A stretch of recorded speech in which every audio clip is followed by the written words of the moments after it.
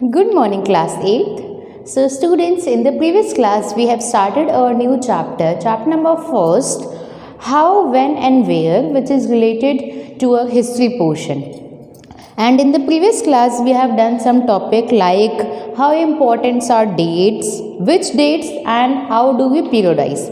Now, in this class, we are going to cover this chapter by doing these two topics. What is colonial? How do we know?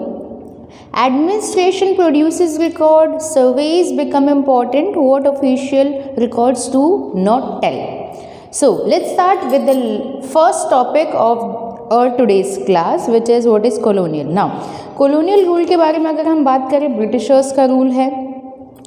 अब Britishers के rule में, Britishers जब India आए थे, conquer किया था उन्होंने हमारा देश, एंड देन स्टैब्लिश किया उन्होंने अपना रूल, सब्जुएटिंग किया नवाब्स को, राजास को, अपनी जो एक्सपेंशन है उसको अपनी सोसाइटी के अंदर, कल्चर्स के अंदर मिक्सअप कर लिया. ये कॉलोनियल रूल्स कहलाता है. उनके वैल्यूज़ हमारे साथ मिक्स हुए, उन्होंने हमसे सीखा, हमने उनसे कुछ सीखा. ये कॉलोनियल रूल का एग्जाम्पल है. नाउ हमारा नेक्स्ट है हाउ डू वी नो. अब हमें इन सब बातों के बारे में पता कैसे चलता है, कब किसके साथ उन्होंने वॉर किया, कब किस नवाब के एरिया को अपने एरिया में मिला लिया, कैसे पता चलता है.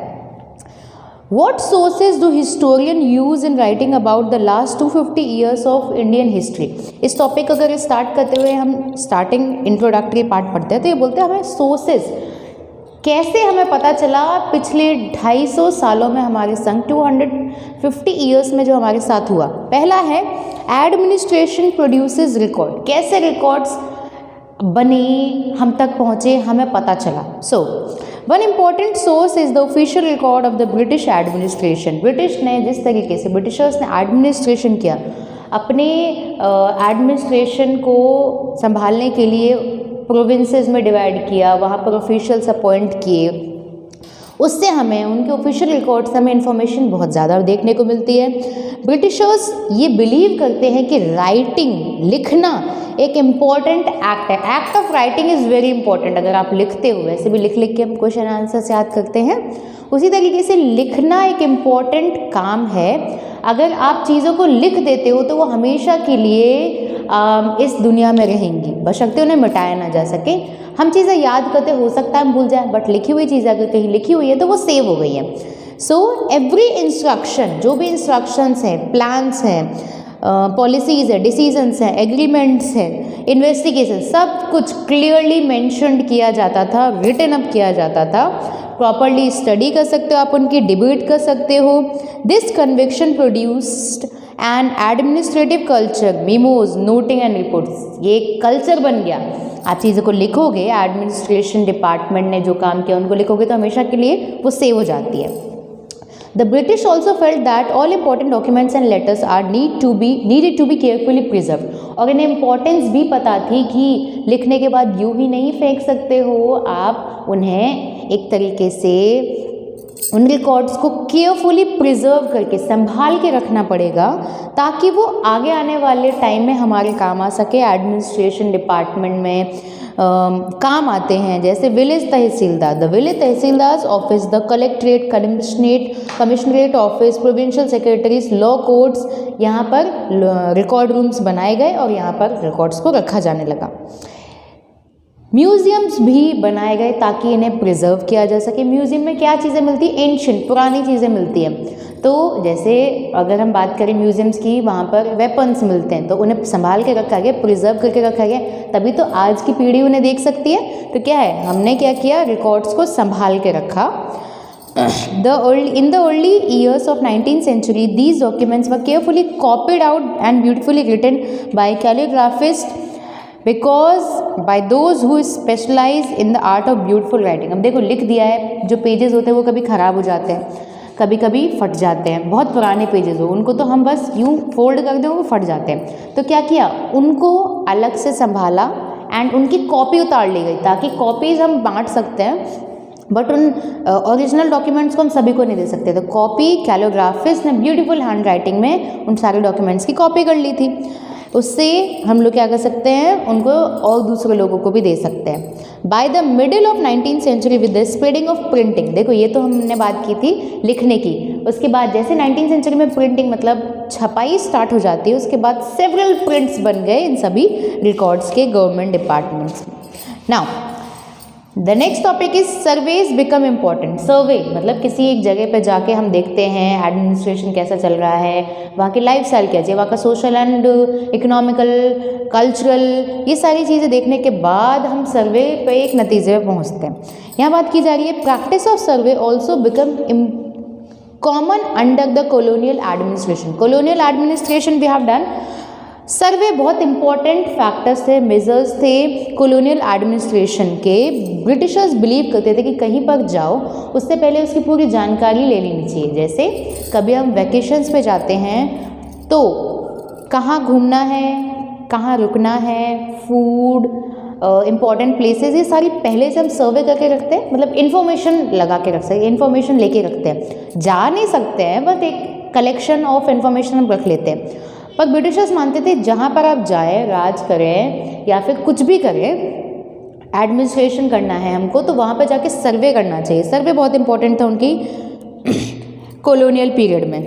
Bye the early 19th century detailed survey were being carried out on the map out to map the entire country in the villages. revenue survey collect, revenue कैसे कलेक्ट करना चाहिए, कितना कलेक्ट करना चाहिए, जो हम टैक्स लेते हैं कितना कलेक्ट करना चाहिए, उसका सर्वे होता था। सॉइल की फर्टिलिटी, फ्लोरा एंड फौना कैसा है, उस पर सर्वे होता था। एंड अगर हम बात करें, अगर सॉइल की फर्टिलिटी अच्छी है तो हम वहाँ से ज़्यादा टैक्स कलेक्ट कर सकते हैं। एग्रीकल्चर अच्छा हो रहा है, सॉइल की फर्टिलिटी अच्छी नहीं है, वहाँ जाके हमने सर्वे किया तो वहाँ पर उस हिसाब से मेजर्स लिए जाएंगे। तो सर्वे बहुत ज़्यादा इंपॉर्टेंट था, डिटेल्ड स्टडी मिल जाती थी हमें उस एरिया की। Census operation were held every 10 year. Census मतलब जनगणना हम जिसे कहते हैं, काउंटिंग होती है पॉपुलेशन की, कितनी ज़्यादा पॉपुलेशन हर 10 साल में बढ़ी है। 1971, 81, देन 91, 90 फिर उसके बाद 1900, हर 10 साल में काउंटिंग की जाती है। लास्ट काउंटिंग जो हुई थी सेंसस की वो 2011 में हुई थी, बट बिकॉज ऑफ कोविड-19 2021 में होनी चाहिए थी, बट अभी तक स्टार्ट नहीं हो पाई है, ये प्रोसेस थोड़ा डिले हो गया है। तो हर 10 साल में पॉपुलेशन की काउंटिंग होती थी।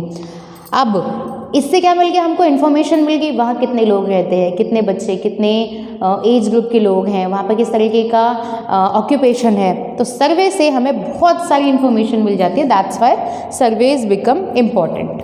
Now we are moving forward to a last topic of this chapter, what official records do not tell। सर्वे कर लिया आपने, इन्फॉर्मेशंस कर ली, एडमिनिस्ट्रेशन डिपार्टमेंट ने आपके रिकॉर्ड्स रख लिए, पर कुछ ऐसे सीक्रेट रिकॉर्ड्स होते हैं जिन्हें हम सभी को नहीं बता सकते। क्या होते हैं वो देखते हैं। From this vast corpus of records we can get to know a lot. बिल्कुल सही बात है, सब कुछ, बहुत कुछ हमें पता चल गया, but they tell us what the official thought, what they were interested in, what they wish to preserve for posterity. These records do not always help us to understand what other people in country felt and what lay behind their action। अब देखिए, जो records होते हैं ना वो एक तरफा भी हो सकते हैं। हमने अपनी तरफ से, हम कहीं पर गए, हमने दूसरों की बातें तो जाने नहीं, खुद के हिसाब से रिकॉर्ड रख लिया, तो हर बार ये जो रिकॉर्ड्स हैं वहाँ के लोग क्या सोचते हैं उस पर डिपेंड नहीं हो सकता है, उनके एक्शंस पर डिपेंड नहीं हो सकता, एक तरफा भी रिकॉर्ड्स हो सकते हैं। नाउ इसलिए हमें क्या करना चाहिए, for that we need to look elsewhere, दूसरे पहलू पर भी नज़र डालनी चाहिए। When we begin to search for these other sources we find them in plenty, though they are more difficult to get than official records। एक तरफा हमें इन्फॉर्मेशन लिख दी, वो तो बहुत संभाल के रखेगी, दूसरा जो नज़रिया है वो हमें बहुत मुश्किल से मिल पाता है। डायरीज पीपल्स की, accounts of pilgrims, travellers, autobiographies of important personalities, popular booklets, ये मार्केट में बेच दी जाती थी। प्रिंटिंग स्प्रेड हुई, उसके बाद न्यूज़पेपर पब्लिश होने लग गए। लैंड, जो लीडर्स थे, रिफॉर्मर्स थे, उनकी जो पोएट्स थे, उनकी जो स्टोरीज थी, वो ईजी हो गया लोगों तक पहुंचाना। तो ये क्या है, पहले के टाइम में रिकॉर्ड्स ऑफिशियली रखे जा रहे हैं यहाँ पर, उसके बाद में सर्वे इंपॉर्टेंट है, उसके बाद हमने रिकॉर्ड्स रखे, उनकी प्रिंटिंग करवाई। प्रिंटिंग की वजह से हर एक इंसान के हाथ में वो चीज़ें आ सकती थी। All these records however produced by those who are literate, पर जो लिखेगा वो पढ़ा लिखा ही लिख सकता है, जो पढ़ा लिखा नहीं है वो नहीं लिख सकता है, ना वो पढ़ सकता है। From these we will not able to understand how history was experienced and lived by tribals and the peasants, the workers in the mines, poor in the streets तो ये क्या है, एक पढ़ी लिखी कम्युनिटी ने लिख दिया, हमें पता चल गया। पर जो पढ़े लिखे नहीं है उनके बारे में हमें कैसे पता चलता? उन्होंने तो कुछ भी नहीं लिखा अपने बारे में, ज़रूर किसी और ने लिख दिया हो, वो बात अलग है। बट यहाँ हम बात करें ट्राइबल्स, पीजेंट्स, पुअर पीपल, इन सभी के बारे में हमें रिकॉर्ड्स तो मिल नहीं पाए। Yet this can be done if we make a little bit effort when you read this book। अब इस बुक में डिटेल्ड अकाउंट है, हर एक चैप्टर, हर एक पोर्शन को डिटेल्ड में बताता है। आपका चैप्टर नंबर 4 यहाँ पर ख़त्म हो जाता है। इसमें हमने एक ब्रीफ इंट्रोडक्शन देखा आपकी पूरी बुक का। बुक में जो भी चैप्टर है उसका हर एक इस डिस्क्रिप्शन बोले या फिर शॉर्ट इन्फॉर्मेशन बोले वो इस चैप्टर में है। इतनी सारी वॉर्स हमने देखी, जो आप देखोगे अभी, वॉर्स का डिस्क्रिप्शन है, एडमिनिस्ट्रेशन का डिस्क्रिप्शन है, पीजेंट्स आ रहे हैं जो कि आगे आने वाले चैप्टर्स में आपके आएंगे। तो एक समरी है ये चैप्टर इस पूरी बुक का। So again I am repeating, first topic of this class is what is colonial, second topic of this class is how do we know what administration produces record, surveys become important, what official records do not tell। देखिए एक बार फिर से quick summary करा देते हैं इस chapter के। आपका चैप्टर का नाम है chapter number 1 history portion. How मतलब कब, हाउ मतलब कैसे, व्हेन मतलब कब, एंड वेयर मतलब कहाँ। ये आपके चैप्टर है। हिस्ट्री बोरिंग होती है, समझने में थोड़ी मुश्किल होती है, याद करने में बहुत डिफिकल्ट होती है, इसलिए हमें बोरिंग लगती है। But history is very interesting. हम हमारी बात कर लें, कहीं पर आप घूमने गए हो, कोई इंसिडेंट हुआ, वो हिस्ट्री है, पर किसी और के लिए वो बहुत इंटरेस्टिंग हो सकती है, सुनने में अच्छी लगती है, पढ़ने में अच्छी लगती है। तो history is very interesting and but yet it is hard, we can say that, because हमें डेट्स रिमेंबर करने पड़ते हैं, that's why we fail it book. Now पहला टॉपिक था डेट्स इंपॉर्टेंट क्यों होती है। बिल्कुल डेट्स इंपॉर्टेंट होती है क्योंकि हमें पता चल जाता है कौन सा इंसिडेंट कब हुआ था। आपका सेकंड टॉपिक था विच डेट्स, कौन कौन सी डेट्स जो इंपॉर्टेंट है हम वही याद करते हैं, बाकी बहुत सारे दिनों में बहुत सारे काम हुए थे, सारी चीज़ें हम याद नहीं करते। पीरियोडाइज कैसे किया? सबसे पहले जेम्स मिल, एक बुक थी उनकी जिसका नाम था history of British India, and इन्होंने ये लिखा था, इसके अकॉर्डिंग इन्होंने 3 पार्ट्स में डिवाइड कर दिया हिस्ट्री को, हिंदू, मुस्लिम, ब्रिटिश। और भी हिस्ट्री को डिवाइड किया गया है जो कि है ancient history, medieval history and modern history. ये क्या था? हिस्ट्री हमने पीरियडाइज कर दिया टाइम के अकॉर्डिंग, उस टाइम पीरियड में जो भी चीज़ें हुई वो एंशिएंट हिस्ट्री है। मिडिवल हिस्ट्री न तो उसका एंशिएंट से मतलब है न तो मॉडर्न से मतलब है, उस टाइम पीरियड में क्या हुआ वो उसका अलग कैरेक्टरिस्टिक है और मॉडर्न का अलग कैरेक्टरिस्टिक्स है। तो हमने क्या किया, इन तीनों को डिवाइड कर दिया। After that what is colonial, जब ब्रिटिशर्स इंडिया आए थे अराउंड 200 ईयर्स उन्होंने हम पे रूल ओवर किया था, उस टाइम पीरियड पे क्या क्या हुआ वो हम देखेंगे। एंड उसके साथ हमने देखा कि ब्रिटिशर्स कैसे राइटिंग के फॉन्ट थे, लिखना उन्हें पसंद था और लिखना बहुत नेसेसरी था, बिकॉज रिकॉर्ड्स इंपॉर्टेंट होते हैं, आगे आने वाली जनरेशन्स को बताते हैं कि उन्होंने किस तरीके से एडमिनिस्ट्रेशन किया, उन्होंने क्या क्या काम किए एट दैट टाइम अपने रूलिंग टाइम पीरियड के अकॉर्डिंग। ना पहला है एडमिनिस्ट्रेशन के, उन्होंने रिकॉर्ड्स को अच्छे से रखा, रिकॉर्ड्स रखा तभी वो हम तक पहुँचे, तभी हमें पता चलता है किस राजा पे उन्होंने किस टाइम पर वॉर छेड़ी, कौन जीता, कितने लोगों की डेथ हुई, कितने कैवलरीज, कितने जो उनकी आर्मी हैं, कितने लोग थे उसके अंदर, सारी चीज़ें हमें किसकी वजह से पता चलती, ओनली रिकॉर्ड्स की वजह से। अगर रिकॉर्ड्स नहीं रखे जाते तो हमें पता नहीं चलता। सर्वे करते हो आप, कहीं पर भी किसी भी जगह पे जाते हो, आपको रूल करना है तो पता होना चाहिए सॉइल कैसी है, सॉइल अच्छी होगी एग्रीकल्चर अच्छा होगा, आपको टैक्स मिलेगा ज़्यादा से ज़्यादा। तो एक तरीके से हम एक इंट्रोडक्शन ले लेते हैं उस जगह का जिससे हमें वहाँ पर एडमिनिस्ट्रेशन करने में ईजी हो जाए। बिल्कुल सर्वे बहुत ज़्यादा इंपॉर्टेंट होते हैं। लास्ट टॉपिक है what official records do not tell. अब देखिए हमें क्या क्या चीज़ें नहीं पता चलती हैं, दूसरे का नज़रिया। जब किसी दो फ्रेंड्स में लड़ाई हो रही होती है तो सही गलत का फैसला हम कैसे कर सकते हैं, सही क्या होता है, अलग अलग नज़रिए, देखने का नज़रिया हम कह सकते हैं सही। कैसे? एक रोड है उस पर एक गाय जा रही है, एक काव जा रही है, दो इंसान खड़े हैं, पीछे से एक इंसान उसे मारने आ रहा है, गाय को मारने आ रहा है, तो गाय उस रास्ते चली गई। अब हम लोगों को क्या करना चाहिए एट दैट टाइम? वो इंसान आता है, दोनों से पूछता है कि क्या आपने एक गाय को देखा, एक काव को देखा, वो कहाँ गई है? तो एक इंसान ने बोला नहीं मैंने नहीं देखा, दूसरे ने बोला हाँ मैंने देखा वो उधर गई है। तो वो इंसान उसे मारने गया। नज़रिया, दोनों का नज़रिया, सच अगर हम बोलें, सही गलत का फैसला हम इसमें कैसे करें, कौन सही है? सच बोलना चाहिए, बिल्कुल बात सही है। तो उस हिसाब से पहला वाला इंसान गलत हो गया जिसने गाय का रास्ता नहीं बताया, दूसरा वाला इंसान सही हो गया।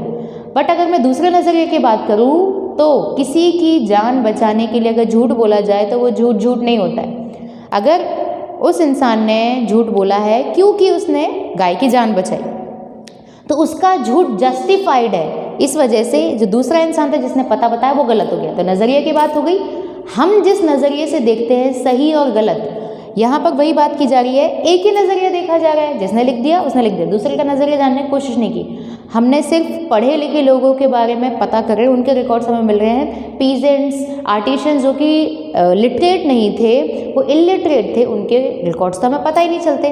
तो बहुत सारी चीज़ें हमारे सामने आई नहीं है जो कि हम आगे आने वाले चैप्टर्स में देखेंगे। So that's it for today's class. We have finished this chapter. After this, I'll provide you some questions. You have to do those questions in your history copy and send it to me. In the next class, we'll start chapter number 2 from trade to territory. Thank you.